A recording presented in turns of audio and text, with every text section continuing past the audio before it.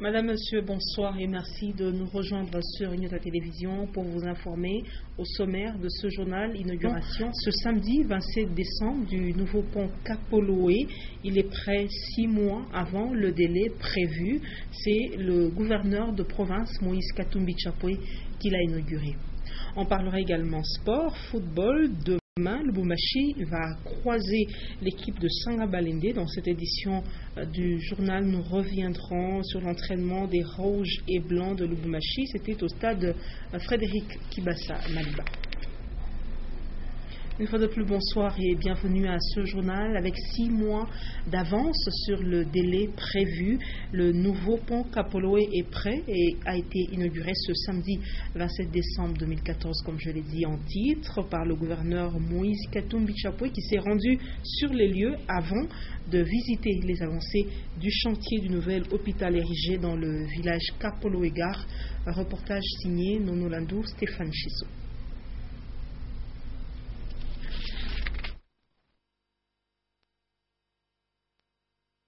Le pont jeté sur la rivière Kiangalele avait fini par jeter l'éponge, essoufflé et hors d'état d'utilité, compromettant la vie économique de toute la province.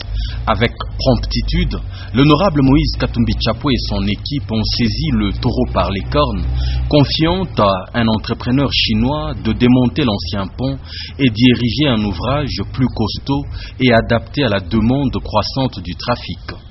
Quelques mois plus tard, pour la première fois de l'histoire de chantier du pays, l'ouvrage est fin prêt avec 6 mois d'avance sur le délai de 12 mois prévu. Long de 54 mètres, large de 10 mètres, avec des trottoirs de 1 mètre de part et d'autre, soutenu par 4 pieds de 17 mètres, dont les 2 du milieu s'enfoncent jusqu'à 30 mètres de profondeur.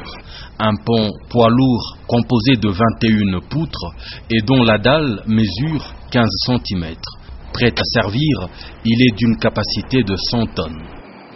Il n'y avait donc pas 1000 manières pour les usagers de cette voie de célébrer la fin de l'année. Un de nombreux cadeaux que le Père Noël Katumbi a ramenés dans sa gibecière pour eux. Ce qui justifie l'accueil et le débordant enthousiasme qui a couvert son arrivée sur le lieu ce samedi 27 décembre 2014 afin de procéder à l'inauguration de ce nouveau bijou d'infrastructure. Et pour le concrétiser, c'est un des nombreux bus modernes qui desservent désormais cette voie à la faveur des routes réhabilitées dans la province qui a été le premier à fouler ses pneus et à rouler sur le nouveau pont. Une des mastodontes de la compagnie Transkatanga dont les heureux clients ovationnaient à tout rompre le gouverneur Moïse Katumbi Tchapoué. Tukaa ni furaha kubwa sana kuona mambo kama hii kufanyika katika mji wa Kapolowe. Tunasifu gouverneur wetu kwa yote wanafanya kwa ajili ya wananchi wake. Kurudi kwake tunafurahi sana, tuko na furaha moja kubwa sana kuona kama tunapata mtu mwenye anastahili kabisa katika nchi ya Katanga. Oui, en tout cas point est bien, un assaillant à la fois passé. Oui, en tout cas on a mérité coup de chapeau na hii binti anatufanyia. Parce que sasa shiba chauffeur tunaanza kuhangaika sana kupita pita manji. En tout cas Mungu amsaidie sana.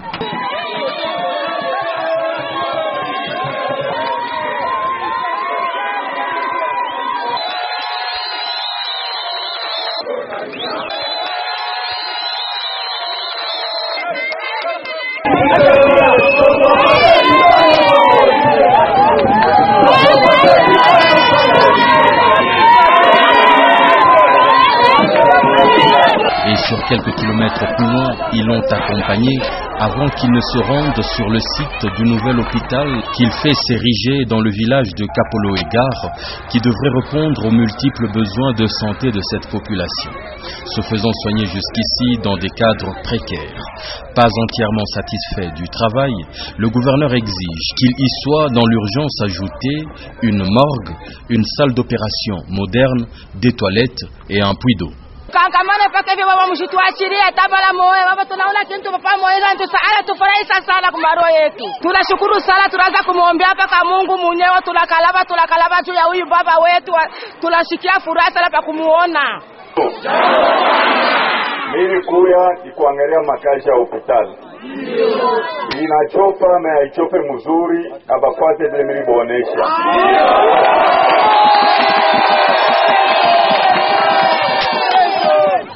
Jambo hilo. baenge morgue, il faut baenge morgue, il faut baenge sali ya operation moderne kule ngambo.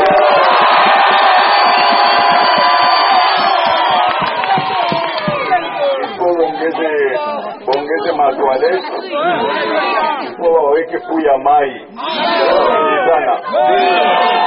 C'est en leur présentant ses vœux d'une bonne année qu'il va les quitter dans un bain d'enthousiasme débordant.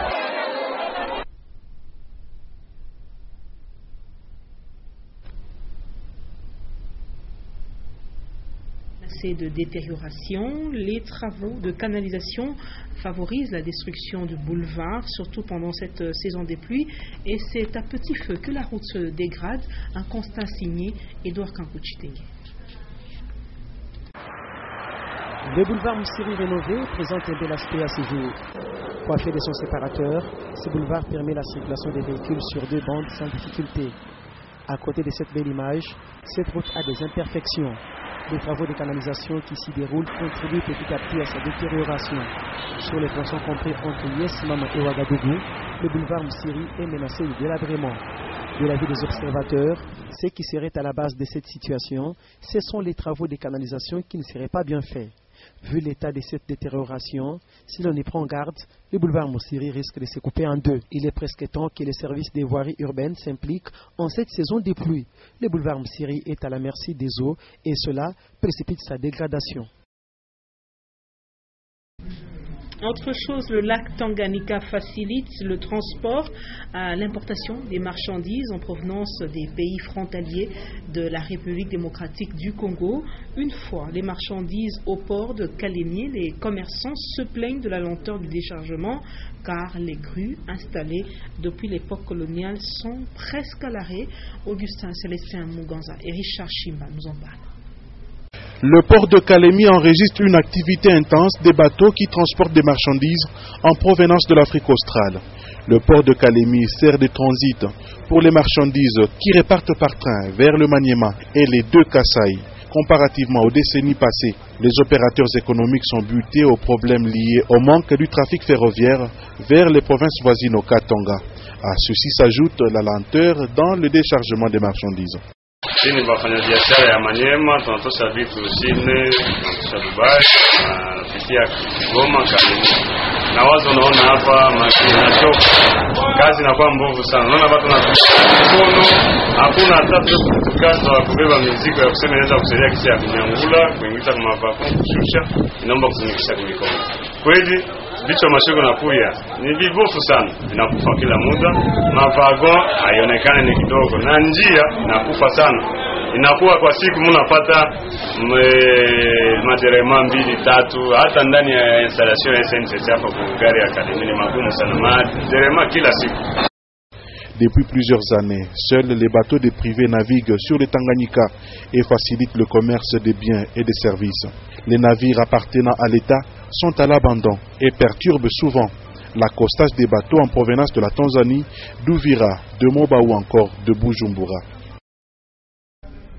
Et puis ce constat, plus de 90% des écoles de l'intérieur de la province du Katanga fonctionnent dans un état hors norme. Presque toutes ces écoles sont en paille où les briques sont en terre battue. Les salles de classe sont carrément dépourvues des bancs. Les responsables de ces écoles disent être fatigués de se plaindre de ces conditions d'enseignement qui ne sont pas sans conséquences sur la formation des élèves. Cas illustratif de l'épée Kayambi de Ngoya. Nous sommes là dans le territoire de Malemba. Léon Magloire Monga revient de là. Les écoles de l'intérieur du Katanga se suivent et se ressemblent toutes. Les toitures sont en chaume. Les petits écoliers suivent les cours assis par terre. Bref, les normes pédagogiques ne sont pas respectées. Nous sommes arrivés un lundi au mot du matin dans une école primaire de la localité de Ngoya, en territoire de Malemba-Koulou, à environ 80 km de Manono. Je voudrais vous montrer le problème de l'absence de M. Kambelembele. Ok. On m'a dit qu'il est emprisonné au niveau de Kipouj. Son enfant était allé créditer l'argent d'Otouy à Kaunga. Les élèves, les enseignants ainsi que les dirigeants de cet établissement scolaire manquent de tout. tous les biens de l'école a été remporté par les Maï-Maï. Nous sommes restés sans aucune chose, messieurs les journalistes. Nous n'avons pas de livres, nous n'avons pas de table, ni de chaises pour rester. À ceci, nous vous demandons, tant que vous êtes journaliste, d'aller concilier avec le gouvernement si on peut quand même aussi se souvenir de notre école. Dans le nord du Katanga, les écoles semblables à celle-ci se chiffrent à plus de 500 et donc beaucoup reste encore à faire dans ce domaine, dans cette contrée du nord Katanga. L'Éternel est mon berger, je ne manquerai de rien. C'est le thème développé par le pasteur Armand à l'occasion de la célébration du 10e anniversaire d'existence de la nouvelle église méthodiste NEM. Le surintendant général Daniel Ngoyi Mulunda a consacré 10 pasteurs diacres. Les manifestations de cet anniversaire vont aller jusqu'au 4 janvier 2015. Edouard Kankuchitenge nous en parle. Le surintendant général de la nouvelle église méthodiste Daniel Ngoyi Mulunda Nyanga a reçu plusieurs invités à l'occasion de la célébration du 10e anniversaire de cette église. Pour la circonstance, un grand culte d'action de grâce a eu lieu et les fidèles de la nouvelle église méthodiste ont loué, adoré et remercié l'Éternel pour les 10 ans d'existence de leur église.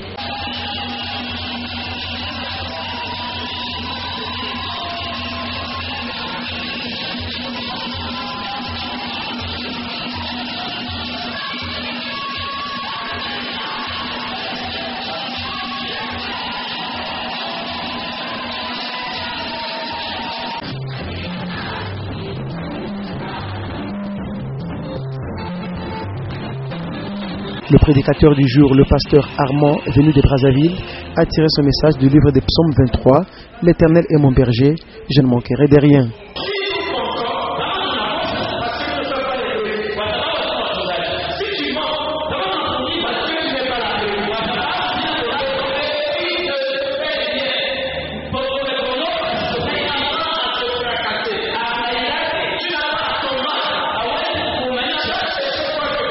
Le grand moment fut la consécration. 10 membres de cette église ont été consacrés pasteurs diacres par le surintendant général Daniel Ngoyi Mulunda Nyanga. Une joie immense a animé tout le monde, y compris les membres des familles des heureux promus.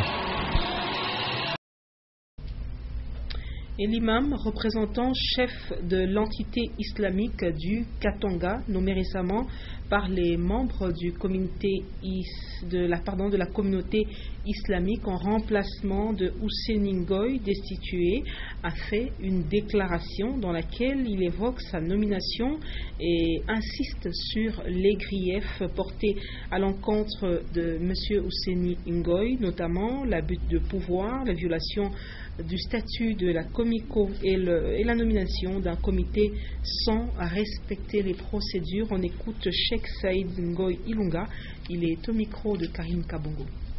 Bwana Hussein Ngoy aliyekuwa representa wa antite wa zamani tangu 2009 hivi ameshaondolewa na Waislamu ambao kutokana na matatizo na ukosefu wa kuheshimia sheria ya dini yetu kama vile stati na Qur'ani na hadithi ya mtume wameuondoa, na wananitia mimi Sheikh Said Ngoy kama vile kiongozi mpya wa komunote yetu ya Kiislamu hapa kwa antite ya Katanga. Jambo la kwanza, akurespekte stati yetu. Manake wakati alichaguliwa Kinshasa akafika hapa akafanya mambo ya nomination wakati hakuna nafasi hata moja ndani ya stati inamruhusu yeye kunome mtu yoyote yule. Na jambo la pili, immoralite, ni kwamba ni mtu ambaye hana exemplaire kwa Waislamu. Hali ambayo ya sekretari wa komunote islamika alikuja kutoka Kinshasa. Huyu sekretari tuko na raporo na Kinshasa, kuja kwake huku hakujia maneno ya dini, alikuja maneno yake prive, lakini anajiingiza katika ile maneno ya kumtetea bwana Ngoy. Tunawaambia kama tangu assemblée ilifanyika Kinshasa hakujapatikana arete ministeriel ya kurekonetre na kukubali ile assemblée, ya kusanctionner ile assemblée, ili kila aliyechaguliwa kule awe na uwezo wa kuweza kufanya jambo lolote lile. Hussein Ngoy aurait donc été destitué. Élément à suivre avec beaucoup de détails en page magazine après cette édition du journal. Madame, monsieur, on va parler sport. La République démocratique du Congo veut se ranger derrière les nouvelles dispositions de la CAF. Une mission de l'organe de première instance sur la FECOFA est passée inspecter les installations du TP Mazembe, une dernière démarche en vue de lui octroyer une licence CAF. Christopher Chitamba Chambembi nous en parle. Instaurée depuis le 19 janvier 2012, la loi d'octroi des licences CAF au club sera d'application lors de la saison africaine 2014-2015. La participation aux compétitions interclubs en République démocratique du Congo est conditionnée par l'obtention de cette licence. C'est dans cette optique que le tout-puissant Mazembe Anglebert a reçu une mission de la FECOFA ce samedi 27 décembre visant à inspecter les infrastructures du club de Moïse Katumbi. L'état du cadre des compétitions est un des critères impératifs au même titre que l'aspect juridique, sécuritaire ainsi que financier. Les critères précités sont primordiaux dans la démarche de l'obtention de la licence de la Confédération africaine de football au club. Mazembe est à ce jour le club congolais des 4 engagés en compétition africaine interclub le plus avancé avec son dossier, selon Denis Kabongo, le secrétaire, ce qui ne devrait pas poser de problème. Comme partout ailleurs où elle est passée, la délégation conduite par M. Issabe Kantenga a profité de son passage à Lubumbashi pour s'entretenir au cours d'une conférence avec les clubs de la province sur le bien fondé de cette mesure et son implication sur l'évolution du football congolais en général et du Katanga en particulier. Et sur l'étendue du pays, les clubs engagés au championnat d'élite, soit la Ligue nationale de football, sont tenus de s'y conformer, d'autant plus que les vainqueurs de celle-ci sont immédiatement qualifiés pour jouer l'une des 2 compétitions interclubs de la CAF. Les exposés étaient faits par Emmanuel Kandé et Maître José Mandjeko, tous faisant partie de l'organe de première instance de la Fédération congolaise de football mandatée par l'entité de Constant Omari à Lubumbashi.